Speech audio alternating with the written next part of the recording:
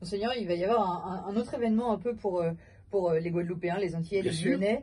Ce sera le 11 novembre prochain. Il y a un rassemblement qui a lieu tous les ans à la même date. Monseigneur Lafond, Monseigneur Macaire et vous-même, vous avez donné rendez-vous aux chrétiens antillais, guyanais, guadeloupéens de l'Hexagone à l'église Saint-Sulpice. C'est une tradition. En effet, elle date d'une trentaine d'années, grosso modo, lorsque les évêques venant participer à l'assemblée, la conférence épiscopale à Lourdes au début novembre, et le 11 novembre a été choisi parce que c'est un jour tout à fait approprié, quel que soit le jour de la semaine. Cette année c'est le lundi, et on a choisi l'église Saint-Sulpice, la plus grande église, qui est le lieu central où les Antillais guyanais viennent avec bonheur, non seulement de Paris et de l'Île-de-France, mais aussi de toute la France. Et il y a une aumônerie des Antillais guyanais animée par un prêtre martiniquais, le père Marcel Crépin, qui, avec une équipe, prépare cette messe, et tout le monde peut y venir. L'église est trop petite. Je pense que c'est une des célébrations à Saint-Sulpice où il y a le plus de monde, parce que